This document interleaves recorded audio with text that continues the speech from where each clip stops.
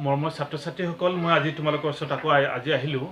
আজি তোমালোকৰ মানে ক্লাছ 10ৰ 7 নম্বৰ চেপ্টাৰটো অৰ্থাৎ মানে নিয়ন্ত্ৰণ আৰু সমন্বয় চেপ্টাৰৰ অলৰেডি মই দুটা মানে ক্লাছ কৰিছিলোঁ, গতিকে তাৰ পৰাই মই আৰু ক্লাছটো অলপ আগবঢ়াই লৈ যাব লাগিব। গতিকে মই ক্লাছ 10ৰ কণ্ট্ৰল এণ্ড কোঅৰ্ডিনেশ্যন চেপ্টাৰৰ মই আৰু কেইটামান ক্লাছ কৰিম। অলৰেডি দুটামান ক্লাছ কৰা হৈছে, গতিকে আশা কৰোঁ আগৰ ক্লাছবিলাক তোমালোকে ধুনীয়াকৈ গম পাইছা। যিবিলাক এতিয়ালৈকে চোৱা নাই সেই ছাত্ৰ ছাত্ৰীসকলক কৈছোঁ যাতে তোমালোকে মোৰ চেনেলত গৈ ফিজিক্স উইথ নবীৰ ছাৰ মোৰ চেনেলত গৈ তোমালোকে ছাবস্ক্ৰাইব কৰি লৈ মানে আগৰ ভিডিঅ'কেইটা চাব পাৰিবা আৰু ক্লাছ দুটা ল'লে পিছৰ ক্লাছবিলাক কৰাত তোমালোকৰ সুবিধা হ'ব। ইয়াৰ উপৰিও মই তোমালোকৰ ক্লাছ 10ৰ আৰু মানে কেইটামান ক্লাছ কৰিছোঁ, মানে চেপ্টাৰ 1ৰ ক্লাছখিনি কৰা হৈছে, চেপ্টাৰ নম্বৰ 12ৰ ক্লাছখিনি কৰা হৈছে আৰু চেপ্টাৰ 10 মানে পোহৰ বিজ্ঞানৰো অপটিক্সৰো মই বহুতকেইটা ক্লাছ কৰিছোঁ। গতিকে সেইটো চলি থাকিব। তাৰ লগতে এইটো এটা বেলেগ ধৰণৰ স্পেচিয়েল এটা এপিছ'ড এটা চলি থাকিব, সেইটো হৈছে তোমাৰ বায়'লজি ছেকশ্যনৰ। গতিকে কণ্ট্ৰল আৰু কোঅৰ্ডিনেশ্যনৰ চেপ্টাৰৰ মই দুটা ক্লাছত যেতিয়া কৰিছিলোঁ তেতিয়া মই কৈছিলোঁ যে প্ৰাণী বা হিউমেনে বা মানুহৰ মানে স্নায়ু কি কয় মানে কেনেকৈ মানে শৰীৰৰবিলাক কেনেকৈ কণ্ট্ৰল আৰু নিয়ন্ত্ৰণ সঞ্চালিত হয়, তাৰ ধৰণৰ সেইবিলাকৰ কাৰণে কি মেকানিজিম, সেই সম্পৰ্কে মই ব্যাখ্যা কৰাৰ সময়ত মই কৈছিলোঁ যে স্নায়ুতন্ত্ৰৰ লগত বিভিন্ন ধৰণৰ কাৰুকাৰ্যৰ লগত জড়িত হৈ থাকে। স্নায়ুতন্ত্ৰৰ গঠন কি, নিউৰনৰ গঠন সম্পৰ্কে ব্যাখ্যা কৰিছিলোঁ। তাৰপিছত মানে স্নায়ুতন্ত্ৰৰ মুখ্য ভাগৰ কথা কৈছিলোঁ, যেনেকৈ কেন্দ্ৰীয় স্নায়ুতন্ত্ৰ এটা আৰু এটা হৈছে প্ৰান্তীয় স্নায়ুতন্ত্ৰৰ কথাবিলাক কোৱা হৈছিলে। কেন্দ্ৰীয় স্নায়ুতন্ত্ৰৰ কথা মানে কেন্দ্ৰীয় স্নায়ুতন্ত্ৰৰ লগত জড়িত বস্তুবিলাক যেনেকৈ কৈছিলে মস্তিষ্ক মানে ব্ৰেইন আৰু স্নায়ুৰজ্যৰে গঠিত মানে কেন্দ্ৰীয় স্নায়ুতন্ত্ৰৰে গঠিত হয়। আৰু এই মস্তিষ্ক আৰু ব্ৰেইনৰ পৰা যিবিলাক আৰু নাৰ্ভছ কিছুমান ওলাই যায় সেইবিলাকক আমি পেৰিফেৰেল স্নায়ুতন্ত্ৰ বুলি কৈছিলোঁ, মানে প্ৰান্তীয় স্নায়ুতন্ত্ৰ বুলি কৈছিলোঁ। তাৰ লগত জড়িত বিভিন্ন কাৰুকাৰ্যবিলাক ব্যাখ্যা কৰা হৈছিলে। অৱশেষত আমি ব্যাখ্যা কৰিছিলোঁ যে হিউমেন ব্ৰেইন মানুহৰ মস্তিষ্কৰ বিভিন্ন অংশ দেখুৱাইছিলোঁ। তিনিটা অংশৰ কথা কোৱা হৈছিলে, প্ৰমস্তিষ্ক, মধ্য মস্তিষ্ক আৰু পশ্চাৎ মস্তিষ্ক। আৰু প্ৰতিটো ভাগৰে কিছুমান এক্টিভিটি বা কিছুমান কাৰ্য আছে, সেই কাৰ্য সম্পৰ্কে আমি ব্যাখ্যা কৰিছিলোঁ। এতিয়া আহোঁ আজি এটা বিশেষ কথালৈ, সেইটো হৈছে কি আমাৰ হিউমেন যেনেকৈ আমাৰ মানে কণ্ট্ৰল আৰু নিয়ন্ত্ৰণ আৰু সমন্বয় আমাৰ শৰীৰত হিউমেন মানুহৰ শৰীৰত যেনেকৈ কণ্ট্ৰল আৰু নিয়ন্ত্ৰণ সংঘটিত হয়, ঠিক তেনেকৈ উদ্ভিদবিলাকৰো কিছুমান সমন্বয় আৰু নিয়ন্ত্ৰণৰ দৰকাৰ হয়। যেনেকৈ উদ্ভিদবিলাকেও কিছুমান পৰিৱেশৰ প্ৰতি কণ্ট্ৰল আৰু নিয়ন্ত্ৰণ কৰিবলগীয়া, সমন্বয় কৰিবলগীয়া হয়। কিন্তু মানুহৰ নিচিনাকৈ উদ্ভিদৰ কণ্ট্ৰল বা সমন্বয় আৰু নিয়ন্ত্ৰণ যিটো মানে সেই বস্তুটো ইমান জটিল নহয় বা ইমান আপডেট নহয়, কাৰণ উদ্ভিদৰ ইমান চিন্তা কৰিবলগীয়া নাই, ব্ৰেইন নাই, মস্তিষ্ক নাই, কাৰণ চিন্তা ভাৱনা কৰিবও নালাগে। গতিকে তেনেকুৱা ধৰণৰ এডভান্স নহয় অন দ্য আদাৰ ৱে। কিন্তু তথাপিও এটা কণ্ট্ৰল আৰু নিয়ন্ত্ৰণ পৰিৱেশৰ লগত বিভিন্ন ষ্টিমুলাছ বা উদ্দীপনাৰ প্ৰতি সঁহাৰি জনায় উদ্ভিদেও। গতিকে মেইনলি উদ্ভিদে সঁহাৰি জনাবলৈ বা পৰিৱেশৰ বিভিন্ন উদ্দীপনাৰ প্ৰতি সঁহাৰি জনাবলৈ উদ্ভিদে তাৰ হৰমনৰ দ্বাৰা বিশেষ ধৰণৰ কিছুমান কাৰুকাৰ্য কৰে। গতিকে উদ্ভিদৰ হৰমনে এটা উল্লেখযোগ্য ভূমিকা গ্ৰহণ কৰে। এইটো হৈছে তোমাৰ উদ্ভিদৰ মানে নিয়ন্ত্ৰণ আৰু সমন্বয় ৰক্ষা কৰাৰ কাৰণে হৰমন এটা উল্লেখযোগ্য ভূমিকা গ্ৰহণ কৰে। গতিকে হৰমন মানে নেকি উদ্ভিদৰ এবিধ সঞ্জীৱনী পদাৰ্থ, যিয়ে উদ্ভিদৰ বিভিন্ন কাৰুকাৰ্যত কণ্ট্ৰল আৰু নিয়ন্ত্ৰণ কাৰ্যত মানে সমন্বয় আৰু নিয়ন্ত্ৰণ কাৰ্যত উদ্ভিদৰ উল্লেখযোগ্য ভূমিকা গ্ৰহণ কৰে। সেইটোৱে হৈছে তোমাৰ উদ্ভিদৰ সঞ্জীৱনী পদাৰ্থ। কিছুমান সঞ্জীৱনী পদাৰ্থ বা হৰমনৰ বিষয়ে আমি আলোচনা কৰিম। তাৰে প্ৰথমটো হৈছে তোমাৰ অক্সিন। উদ্ভিদৰ হৰমনৰ 1 নম্বৰ তোমালোকৰ পৰীক্ষাত আহি থাকে যে অক্সিনৰ বিষয়ে অলপ মানে আমি অলপ জানিব লাগিব। অক্সিন হৈছে উদ্ভিদৰ এবিধ সঞ্জীৱনী পদাৰ্থ বা হৰমন, যিয়ে উদ্ভিদৰ বৃদ্ধি আৰু বিকাশত সহায় কৰে। আমি এইবিলাক অলপ পিছত আৰু এটা কথা আলোচনা কৰিম, সেইটো হৈছে কি উদ্ভিদে আৰু কিছুমান উদ্দীপনাৰ প্ৰতি সঁহাৰি জনায়, কিছুমান গতি কৰে, চলন কৰে, সেইবিলাকৰ কথা কওঁতে অক্সিনৰ এটা বিশেষ এটা ভূমিকা আহি যাব, পিছত গম পাবা। গতিকে অক্সিন হৈছে বৃদ্ধি আৰু বিকাশৰ লগত জড়িত এটা হৰমন, যিয়ে কোষৰ আকাৰ ডাঙৰ কৰে আৰু দীঘল কৰে। মানে কোষৰ মানে বৃদ্ধি আৰু বিকাশ হ'বলৈনো কি হয়, মানে উদ্ভিদৰ কোষটো ডাঙৰ হ'ব লাগিব, কোষটো ডাঙৰ হৈ দীঘল হ'ব লাগিব, তাৰপিছত চেল ডিভিজন হ'ব, কোষ বিভাজন হ'ব, তেতিয়াহে উদ্ভিদ জবা ডাঙৰ বা দীঘল হ'ব। গতিকে উদ্ভিদৰ বৃদ্ধিত অৰিহণা যোগোৱা এবিধ হৰমনৰ নাম হৈছে অক্সিন। ই উদ্ভিদৰ বৃদ্ধিত অৰিহণা বা বিকাশত সহায় কৰে, কোষৰ আকাৰ ডাঙৰ কৰে বা দীঘল কৰে। So' this is the function of auxin.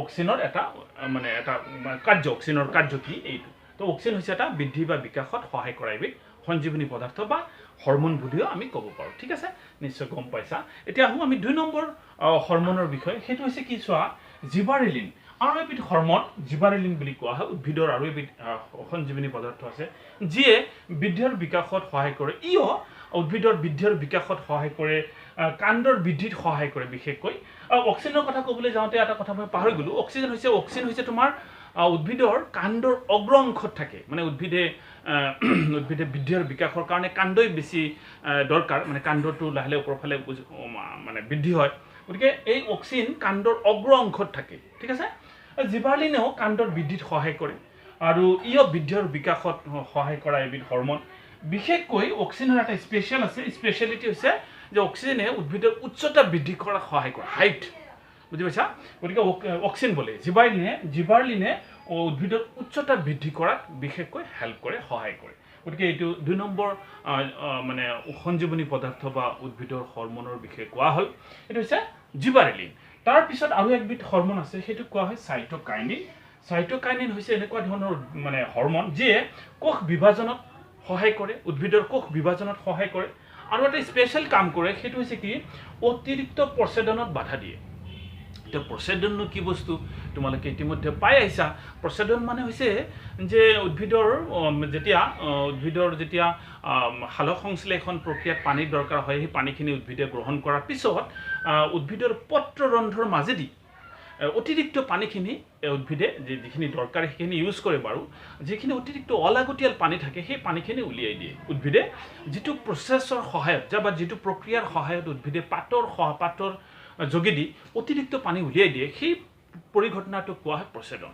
গতিকে সেই প্ৰচেদন কাৰ্যত বাধা দিয়ে কোনে সাইটোকাইনিনে এইটো এটা বিশেষ ধৰণৰ কাম কৰে কাৰণ তোমালোকে জানা যে প্ৰচেদন মানে অতিৰিক্ত পানী উলিয়াই যোৱা কিন্তু কিছুমান ঠাই যেনেকৈ মৰুভূমি অঞ্চলবিলাকত যিবিলাক উদ্ভিদ আছে সেই উদ্ভিদবিলাকৰ যিখিনি পানী পাবলগীয়া আছিলে সেই পানীখিনি নাপায় গতিকে শৰীৰৰ পৰা বা উদ্ভিদৰ শৰীৰৰ পৰা যদি অতিৰিক্ত পানী বেছিকৈ ওলাই যায় তেতিয়াহ'লে অসুবিধা হ'ব সেইকাৰণে তেনেকুৱা ধৰণৰ উদ্ভিদৰ ক্ষেত্ৰত সাইটোকাইনিনে এটা বিশেষ ধৰণৰ ভূমিকা গ্ৰহণ কৰে যাতে বেছিকৈ পানী ওলাই যাব নোৱাৰে সেইকাৰণে সাইটোকাইনিন অতিৰিক্ত প্ৰচেদনত বাধা দিয়ে বুলি আমি ক'ব পাৰোঁ নিশ্চয় তোমালোকে গম পাইছা চ' এইটো এটা সাইটোকাইনিনৰ মেকানিজম বা কাৰ্য আৰু এটা মানে এচিড কি হৰমন আছে সেইটো আমি এইটো পিছত আলোচনা কৰি আছোঁ সেইটো হৈছে ইথাইলিন হৈছে এক ধৰণৰ হৰমন যিয়ে উদ্ভিদৰ ফল পকাত সহায় কৰে আমি জানে উদ্ভিদে বিভিন্ন ধৰণৰ ফল যিবিলাক আমাক দিয়ে ফল মূল দিয়ে সেই ফলবিলাক মানে পকিবলৈ এইটো ইথাইলিন নামৰ হৰমনে বিশেষ ধৰণৰ সহায় কৰে চ' আমি কেইটামান হৰমনৰ কথা অলৰেডি ব্যাখ্যা কৰিলোঁ এটা হৈছে অক্সিন এটা হৈছে জিবাৰেলিন এটা হৈছে সাইটোকাইনিন এটা হৈছে ইথাইলিন মই এইটো কথা এতিয়ালৈকে কোৱা নাই এপচাইচিক এচিড আৰু এক ধৰণৰ হৰমন ইয়াত লিখা হৈছে চোৱা এপচাইচিক এচিড কিন্তু ঋণাত্মক হৰমন নেগেটিভ হৰমন আগৰ যিবিলাক হৰমন আছিলে তাৰমানে অক্সিন জিবাৰেলিন তোমাৰ সাইটোকাইনিন ইথাইলিন এই হৰমনবিলাক এক প্ৰকাৰ ধনাত্মক হৰমন কেলে চোৱা ধনাত্মক হৰমন কাৰণ এইবিলাক কিবা নহয় কিবা প্ৰকাৰে উদ্ভিদক সহায় কৰে মানে বৃদ্ধিত আৰু বিকাশত সহায় কৰে পজিটিভ ডিৰেকশ্যনত সহায় কৰে মানে বৃদ্ধি আৰু বিকাশত অৰিহণা যোগায় অন দ্য আদাৰ হেণ্ড আমি এনেকৈ ক'ব পাৰোঁ এপচাইচিক এচিডটো কিন্তু বৃদ্ধি আৰু বিকাশত অৰিহণা নযোগায় এইটো মানে নেগেটিভ হৰমন কাৰণ এইটো বৃদ্ধি আৰু বিকাশত অৰিহণা নযোগায় বৰঞ্চ ই উদ্ভিদৰ বৃদ্ধিত বাধা দিয়ে প্ৰিভেণ্ট কৰে বা গছৰ পাত পৰি যোৱাত সৰকি যোৱাত সহায় কৰে ফল পৰি যোৱাত সৰকি যোৱাত সহায় কৰে কেতিয়াবা এইবিধ হৰমনৰ কাৰণে কেতিয়াবা ফল বা মূল মানে যেতিয়া মেচিউৰিটি হোৱাৰ আগতেই পৰিপূৰক বা মেচিউৰিটি হোৱাৰ আগতেই এইবিধ হৰমনৰ কাৰণে অতিৰিক্তভাৱে ফলন হ'ব পাৰে মানে সৰকি যাব পাৰে চ' এইটো হৈছে তোমাৰ এপচাইচিক এচিডৰ ঋণাত্মক হৰমন আৰু এই ঋণাত্মক হৰমনে উদ্ভিদৰ বৃদ্ধিত বাধা দিয়ে গতিকে তোমালোকৰ পৰীক্ষাত বিভিন্ন ধৰণৰ প্ৰশ্ন ইয়াৰ পৰা ছেট হ'ব পাৰে যেনেকৈ ক'ব পাৰে যে উদ্ভিদৰ বৃদ্ধিত বাধা দিয়া এবিধ হৰমনৰ নাম লিখা চ' এইটো ডেফিনেটলি এইটো এটা নেগেটিভ হৰমন হ'ব এপচাইচিক এচিড গতিকে তাৰ বিভিন্ন ধৰণৰ হৰমনৰ বিষয়ে তোমালোকৰ ক্লাছ 10 লেভেলত যিখিনি আলোচনা আছে বা যিখিনি হৰমনৰ বিষয়ে কথা আছে গতিকে এইখিনি মই লিখি ৰাখিছোঁ আশা কৰোঁ তোমালোকে এইখিনি খুব ধুনীয়াকৈ বুজি পাইছা ইয়াৰ পিছত মই এটা নেক্সট ষ্টেপত আহিম এইটো হৈছে উদ্ভিদৰ চলন গতিকে তোমালোকে এইখিনি স্ক্ৰীনশ্বট মাৰি লোৱা মই এইখিনি মচি দিম বাৰু গতিকে মই কৈছিলোঁ যে উদ্ভিদৰ মানে বৃদ্ধিত অৰিহণা যোগোৱা বিভিন্ন ধৰণৰ হৰমন তাৰ লগতে অৰিহণা নযোগোৱা হৰমন আৰু এই হৰমনবিলাকে আল্টিমেটলি উদ্ভিদৰ সমন্বয় আৰু নিয়ন্ত্ৰণ আৰু সমন্বয়ত বিশেষভাৱে অৰিহণা যোগায় গতিকে এইখিনি তোমালোকে স্ক্ৰীনশ্বট মাৰি লোৱা ঠিক আছে আৰু এইখিনি মুছি দিম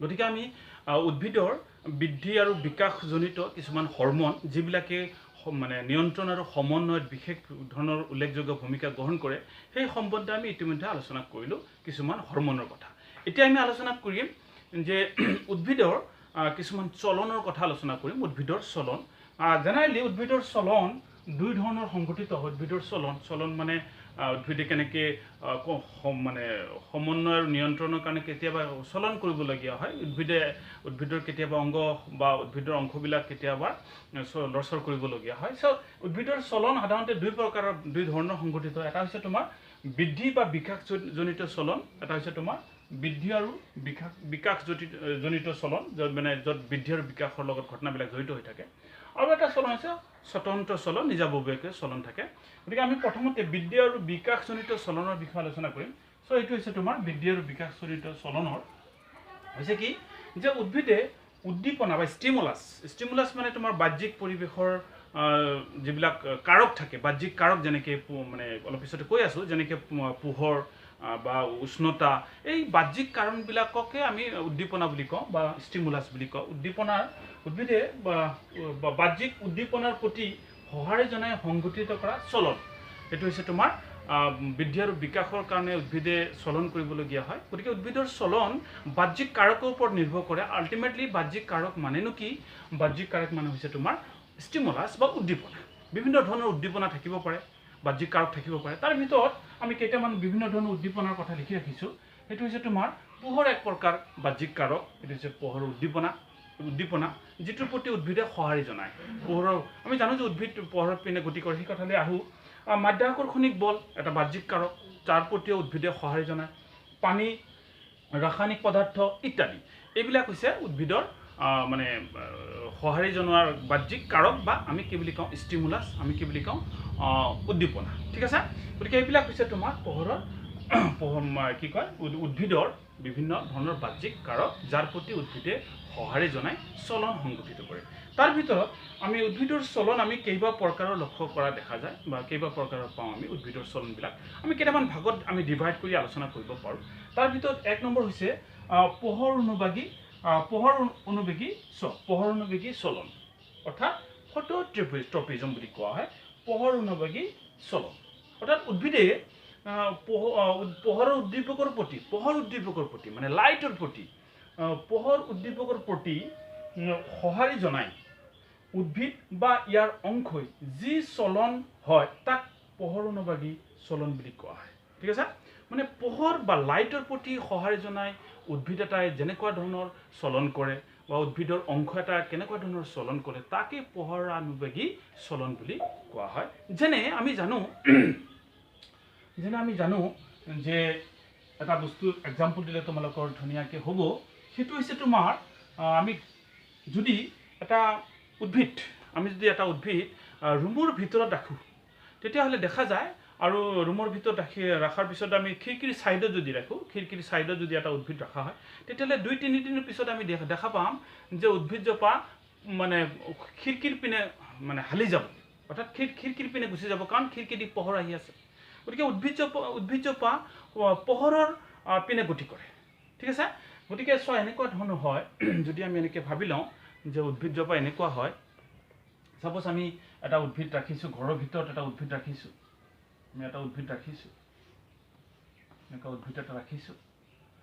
কি হ'ব যদি আমি ইয়াত খিৰিকী এটা ৰাখোঁ ঘৰৰ ভিতৰত ৰাখোঁ তেতিয়াহ'লে কেইদিনমান পিছত উদ্ভিদজোপা পোহৰৰ পিনে এনেকুৱা বেণ্ড হৈ যাব পোহৰৰ পিনে গুচি যাব এইবিলাক পাত ঠিক আছে উদ্ভিদজোপা পোহৰৰ পিনে গুচি যাব কেতিয়া যদি আমি মানে ঘৰৰ ভিতৰত ৰাখোঁ তেতিয়াহ'লে খিৰিকীৰ ওচৰত ৰাখিলে যদি চাইডত যদি খিৰিকী থাকে 2-1 দিন পিছত আমি দেখা পাম উদ্ভিদজোপা বেণ্ড হৈ যাব বেকা হৈ যাব কাৰ পিনে পোহৰৰ পিনে তো তেনেকুৱা ধৰণৰ গতিক আমি পোহৰ অনুবেগী বেগ বা চলন বুলি কোৱা হয় এইটো হৈছে তোমাৰ ফটোট্ৰপিজম মানে উদ্ভিদৰ অংশই লাইটৰ প্ৰতি সঁহাৰি জনায় পোহৰৰ প্ৰতি সঁহাৰি জনায় আচলতে ইয়াত কি সংগঠিত হয়, কিয় ট্ৰি বেকা হয়, ইয়াক কেতিয়াবা যদি প্ৰশ্ন এনেকৈ আহে যে এজোপা উদ্ভিদ আমি যদি ৰুমৰ ভিতৰত ৰাখোঁ তেতিয়াহ'লে ই পোহৰৰ পিনে কিয় গতি কৰে, কাৰণ কি? তাৰ কাৰণ হৈছে যে আমি অলৰেডি ব্যাখ্যা কৰিলোঁ যে উদ্ভিদৰ বৃদ্ধিত অৰিহণা যোগোৱা এবিধ হৰম'ন হৈছে অক্সিন। অক্সিন কি হয়? আমি যেতিয়া উদ্ভিদজোপা এনেকৈ নৰ্মেলি যেতিয়া ৰাখোঁ তেতিয়াহ'লে আমি জানো যে উদ্ভিদৰ কাণ্ডৰ অগ্ৰ অংশত অক্সিন থাকে, আৰু এই অক্সিন উদ্ভিদত যেতিয়া সূৰ্যৰ পোহৰ যেতিয়া চাৰিওফালে সমভাৱে যেতিয়া সূৰ্যৰ পোহৰ পৰে, এই অক্সিন সমভাৱে ডিষ্ট্ৰিবিউশ্যন হয় আৰু তেতিয়া সমভাৱে বিকাশ হয়।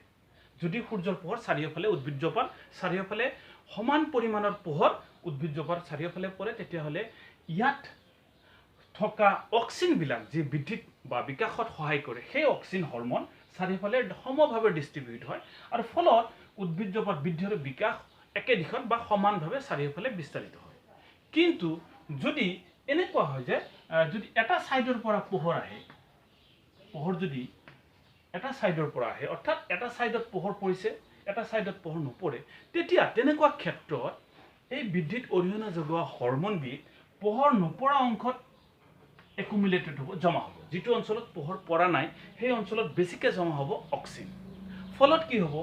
বেছিকৈ জমা হোৱা অক্সিন থকা ঠাইত সেই কাণ্ডৰ অগ্ৰ অংশটো বেছিকৈ কোষ বিভাজন বেছি হ'ব, অৰ্থাৎ ইয়াত বৃদ্ধি বেছিকৈ হ'ব।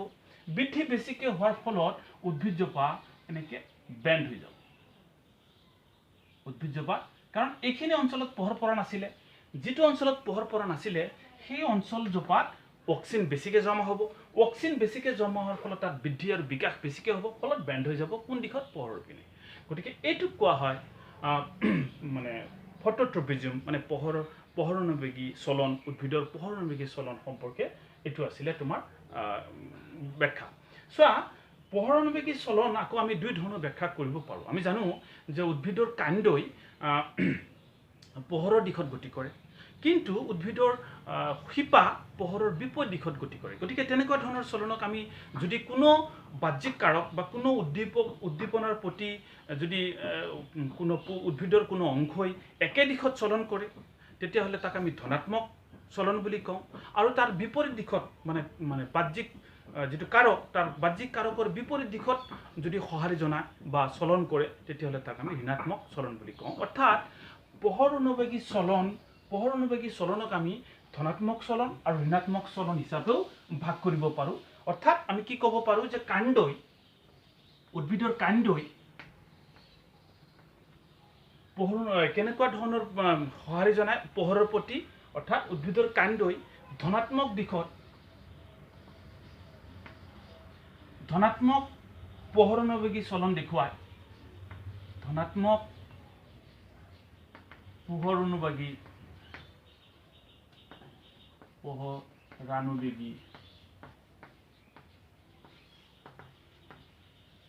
চলন দেখুৱায় কাণ্ডই। ঠিক আছে, কাণ্ডই, কাৰণ আমি জানো যে উদ্ভিদৰ কাণ্ড পোহৰৰ দিশত গতি কৰে, গতিকে পোহৰৰ দিশত গতি কৰাৰ কাৰণে ধনাত্মক পোহৰণবেগী চলন বুলি কোৱা হ'ব কাণ্ডই। কিন্তু শিপাডাল পোহৰৰ বিপৰীত দিশত চলন কৰে, অৰ্থাৎ ঋণাত্মক পোহৰণবেগী চলন বুলি কোৱা হয়। শিপাই কেনেকুৱা ধৰণৰ চলন দেখুৱায়? ঋণাত্মক পোহৰণবেগী চলন। কেনেকৈ? চোৱা, এনেকুৱা ধৰণৰ হ'ব পাৰে, যদি আমি এনেকুৱা ধৰণৰ হ'ব পাৰে যদি আমি এনেকৈ ভাবি লওঁ যে এটা আমি টাব লৈছোঁ, এনেকুৱা এটা টাবত এজোপা উদ্ভিদ আছে, আৰু এইখিনি বাৰু শিপা। ঠিক আছে, এই টাবটো যদি আমি টিল কৰি দিওঁ, পেলাই দিওঁ, তেতিয়াহ'লে যদি এনেকুৱা হয়, টাবটো যদি এনেকুৱা হয়,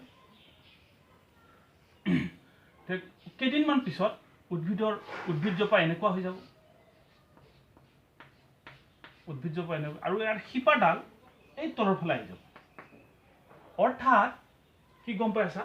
অৰ্থাৎ যে উদ্ভিদৰ কাণ্ডটো আমি জানো যে উদ্ভিদৰ কাণ্ডই ধনাত্মক পোহৰৰ দিশত গতি কৰে, কিন্তু শিপা যদিও বেঁকা হৈছিল, টাবটো যদিও বেঁকা হৈছিল, শিপা কিন্তু তলৰ ফালে গতি কৰি আছে, অৰ্থাৎ পোহৰ ইফালে আহি আছে।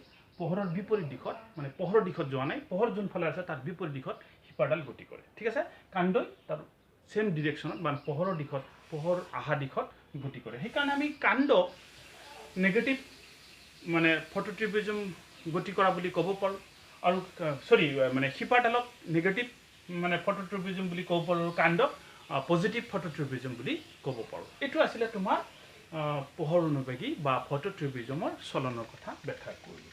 এতিয়া আমি আৰু এক প্ৰকাৰ চলনৰ কথা ক'ম, সেইটো হৈছে তোমাৰ ভূকেন্দ্ৰবেগী চলন। লিখি লোৱা, ভূকেন্দ্ৰবেগী চলন মানে হৈছে যে এনেকুৱা ধৰণৰ হ'ব যে আমি পাইছিলোঁ যে উদ্ভিদৰ চলন কেইবাটা কাৰকৰ ওপৰত নিৰ্ভৰ কৰে। কাৰক মানে ষ্টিমুলাছ বা উদ্দীপনাৰ ওপৰত নিৰ্ভৰ কৰে। তাৰে আমি 1 নম্বৰটো আলোচনা কৰোঁ পোহৰ। 2 নম্বৰটো হৈছে মাধ্যাকৰ্ষণিক বল বা মাধ্যাকৰ্ষণিক শক্তি। মাধ্যাকৰ্ষণিক শক্তিৰ প্ৰতিও উদ্ভিদে বা উদ্ভিদৰ বিভিন্ন অংগই সঁহাৰি জনাই চলন কৰে। তেনেকুৱা চলনক কোৱা হয় ভূকেন্দ্ৰবেগী চলন।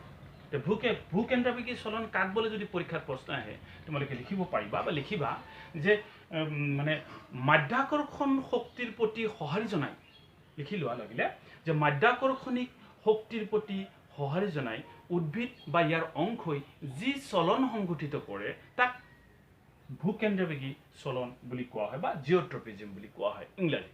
ঠিক আছে, গতিকে মাধ্যাকৰ্ষণিক শক্তিৰ প্ৰতি কেনেকৈ উদ্ভিদে সঁহাৰি জনায় বা মাধ্যাকৰ্ষণিক বলৰ প্ৰতি আমি জানো যে কাণ্ড সদায় পৃথিৱীৰ মাধ্যাকৰ্ষণিক শক্তিৰ বিপৰীত দিশত গতি কৰে।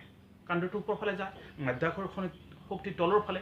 গতিকে কাণ্ডই ভূকেন্দ্ৰবেগী যিটো চলন তাত মানে নেগেটিভ মানে ঋণাত্মক ভূকেন্দ্ৰবেগী চলন সংঘটিত কৰে উদ্ভিদৰ কাণ্ডই, অৰ্থাৎ কাণ্ডই মাধ্যাকৰ্ষণিক শক্তিৰ বিপৰীত দিশত চলাচল কৰে।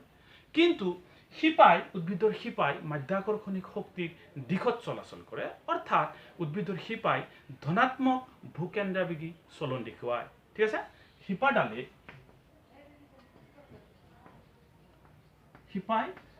ধনাত্মক ভূকেন্দ্ৰবেগী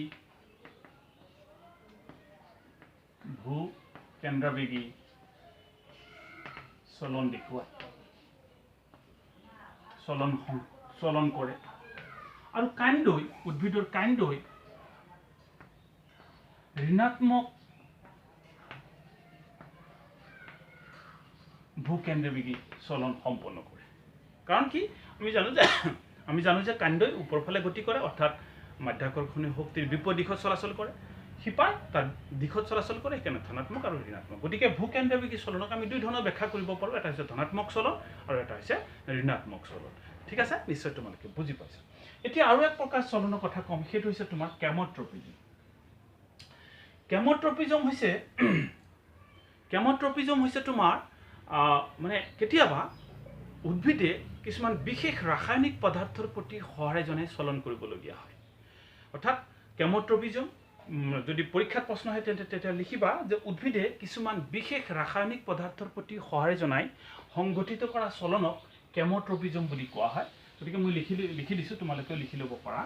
কেম'ট্ৰপিজম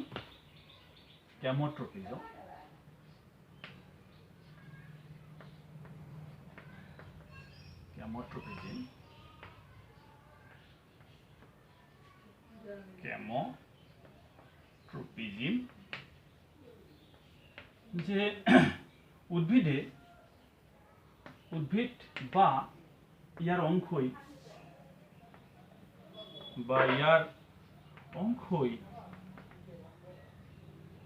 অংশই ৰাসায়নিক পদাৰ্থৰ প্ৰতি, সববিলাক ৰাসায়নিক পদাৰ্থ নহয়, কিছুমান ৰাসায়নিক পদাৰ্থৰ প্ৰতি সঁহাৰি জনাই, ষ্টিমুলাছৰ প্ৰতি সঁহাৰি জনাই যি চলন কাৰ্য সম্পন্ন কৰে তাক কেম'ট্ৰপিজম বুলি কোৱা হয়।